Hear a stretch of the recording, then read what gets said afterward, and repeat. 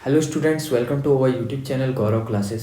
सो आज की इस वीडियो में हम डिस्कस करने वाले हैं बोहर मॉडल ऑफ एटम, और उसमें हम डिस्कस करेंगे बोहर के कुछ बेसिक पोस्टुलेट्स जो आगे आपके काफ़ी ज़्यादा काम आने वाले हैं, क्योंकि इसी के बेसिस पे आपके सभी जो एटम चैप्टर के डेरिवेशंस हैं एंड कैलकुलेशंस हैं, for example Bohr radius, Bohr velocity, energy in nth orbit and also hydrogen spectrum, वो सभी टॉपिक्स इसके ही मदद से आगे होने वाले हैं। ठीक है, तो चलिए सबसे पहले बेसिक पोस्टुलेट्स को हम डिस्कस कर लेते हैं। तो पहला पोस्टुलेट क्या बोलता है? The electron revolve around the nucleus in circular orbit. Electron circular orbit में घूमता है न्यूक्लियस के अराउंड, आप जानते हैं।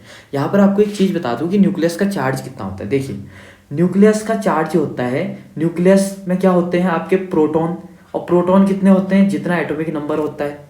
ये मैं कंपोजिशन वाली वीडियो में बता चुका हूँ, जितना एटॉमिक नंबर उतने प्रोटॉन, और हर प्रोटॉन का चार्ज कितना होता है? ई, यानी कि जितना चार्ज इलेक्ट्रॉन का होता है उतना ही प्रोटॉन का भी होता है, यानी कि न्यूक्लियस का चार्ज कितना होता है? जेड इंटू ई। ये बात ध्यान से देखिएगा। अब देखिए इसने बोला क्या, the centripetal force required by an electron for the revolution is provided by electrostatic force of attraction between electron and nucleus. यानी कि जो आपका इलेक्ट्रोस्टैटिक फोर्स है, ठीक है, या आप कह सकते हैं जो आपका सेंट्रीपिटल फोर्स है, जिसका फॉर्मूला होता है mv²/r, ये इक्वल होगा आपके इलेक्ट्रिक फोर्स के, जो कि क्या होता है 1/4πε0 Q1 Q2/r²। अब Q1 की जगह कौन है यहाँ पर? न्यूक्लियस। न्यूक्लियस का चार्ज है Jd, इंटू Q2 की जगह कौन काम कर रहे हैं यहाँ? इलेक्ट्रॉन। इलेक्ट्रॉन का चार्ज है let us suppose E upon, और मान लीजिए कि इस इलेक्ट्रॉन से इस ऑर्बिट की दूरी है मान लीजिए r, अपॉन क्या हो जाएगा? r²। So this is our first postulate. ठीक हो गया। देखिए सिंपल सी बात है, अगर सोच के देखिए, ये दोनों फोर्स बराबर होने चाहिए, यानी कि जितना F है उतना ही Fc भी होना चाहिए, एक दूसरे को बैलेंस करने चाहिए। सोच के देखिए, अगर Fe ज़्यादा हुआ तो इलेक्ट्रॉन नीचे न्यूक्लियस में गिर जाएगा, अगर Fc ज़्यादा हुआ सेंट्रीपिटल फोर्स तो इलेक्ट्रॉन न्यूक्लियस से बहुत दूर चला जाएगा, तो रेवोल्यूशन पॉसिबल नहीं होगा। यानी कि अगर आपको सर्कुलर मोशन इस इलेक्ट्रॉन का दिखाना है तो आपका इलेक्ट्रिक फोर्स और सेंट्रीपिटल फोर्स इक्वल होना चाहिए। ठीक हो गया।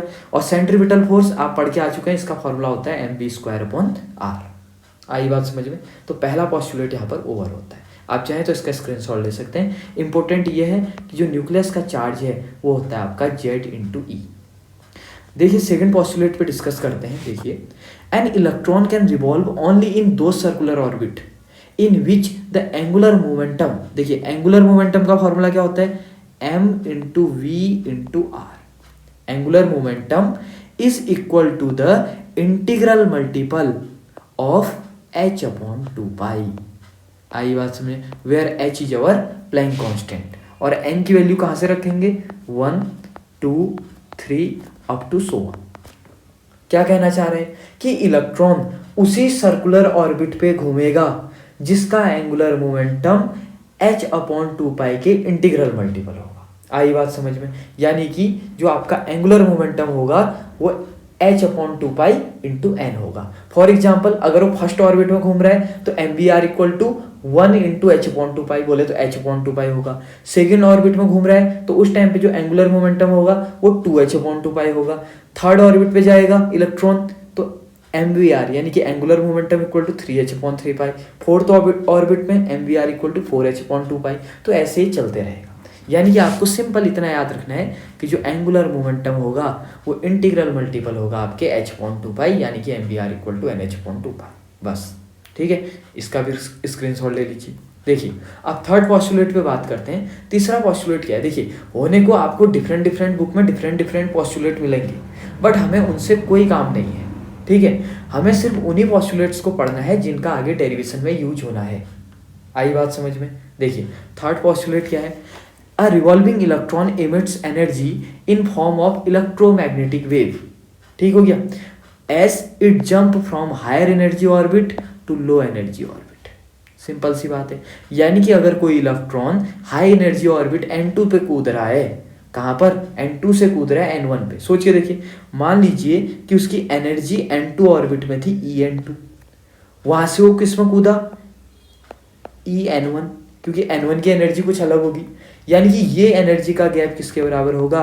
एच म्यू के बराबर। और एच म्यू क्या है, सोच के देखिए, मान लीजिए कि ऊपर वाले आपके ऑर्बिट में एनर्जी थी 8 किलो जूल और नीचे वाले ऑर्बिट पे क्या है एनर्जी, मान लीजिए 5 किलो जूल फॉर एग्जाम्पल। ठीक है, तो एनर्जी गैप कितना हो जाएगा, 8 - 5 बोले तो 3 किलो जूल। और ये 3 किलो जूल है क्या, ये 3 किलो जूल कुछ नहीं, ये सिर्फ रेडिएशन है जो आपका इलेक्ट्रॉन ने एमिट किया है in form of H new. यानी कि सिंपल सी बात है, जब भी आपका इलेक्ट्रॉन हाई एनर्जी ऑर्बिट से लो एनर्जी ऑर्बिट पे जंप करेगा तो वो इलेक्ट्रोमैग्नेटिक वेव के फॉर्म में आपकी एनर्जी इमिट करेगा यानी कि रिलीज करेगा। आई होप आपको ये तीनों फॉर्मूले समझ में आए होंगे। यहाँ पर सिंपल सी पहली बता देता हूँ। पहला फॉर्मूला है Fe, electric force equal to centripetal force हो जाएगा। यानी कि इलेक्ट्रिक फोर्स क्या था, 1/4πε0।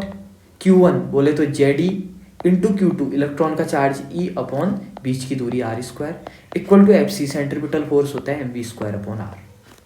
पहला खत्म। दूसरा क्या था कि जो आपका इलेक्ट्रॉन होगा वो उसी ऑर्बिट पे घूमेगा जिसपे आपका जो एंगुलर मोमेंटम होगा वो nh/2π के इक्वल होगा, where h is Planck constant and n value tend from 1 2 3 4 5 up to infinity.